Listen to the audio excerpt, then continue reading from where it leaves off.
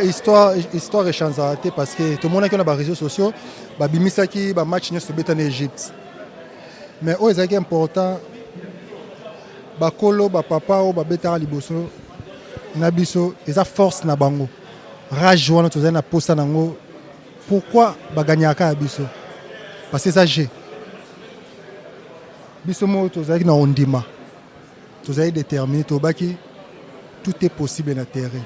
Parce que na terrain bakosaka te toyaki na niak na soutien ya peuple congolais yango tosali topesi résultat o biso ozali très content parce que tobande ebi nayebi se bacamarade il faut biso tobanda parce que premier match babande biso deuxième match babandi biso te il faut biso tobanda so tobandi toza na chance mingi parce que nzambe ozala kana biso il faut tobanda et tobandaki tozalaka na foi ti suka mba ti robi ezalaka soko par chance mais totravaillaki yango hier après fruit ya travail yango epesi lelo na terrain. En fait tozalaki déterminé mpona match ya lelo et toyebaki keza ezala facilité face à Égypte quand même.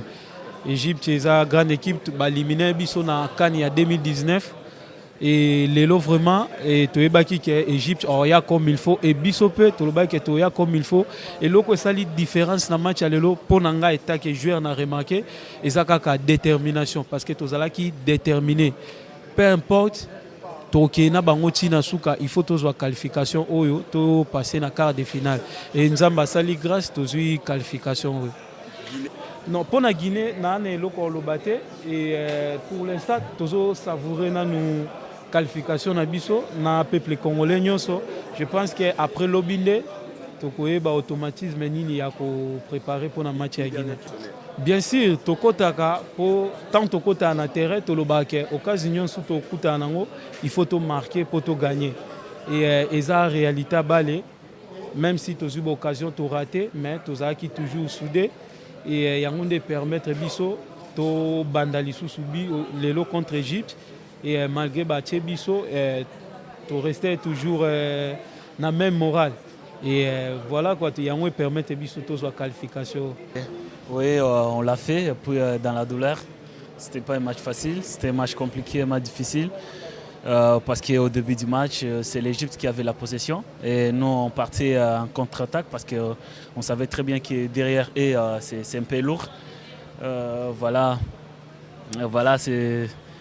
c'était un peu compliqué pour rentrer dans le match et puis on a eu à marquer le premier but. Après ils ont égalisé et après c'était un peu compliqué la deuxième mi-temps et puis on s'est créé des occasions et à la fin c'est la chance aussi qui a assuré et puis c'est le travail aussi. Parce qu'on a travaillé pendant un mois, on l'a fait vraiment dans la douleur. Oui, nous d'abord auparavant, on s'est fixé un objectif. Notre objectif d'abord c'était de se qualifier en phase des groupes. On l'a fait. Puis aujourd'hui, on est passé en quart de finale. Voilà, on a encore nos chances dans nos mains et puis on va travailler encore sur ça. Et puis je pense que le match prochain, on va tout donner pour aller plus loin possible dans cette compétition.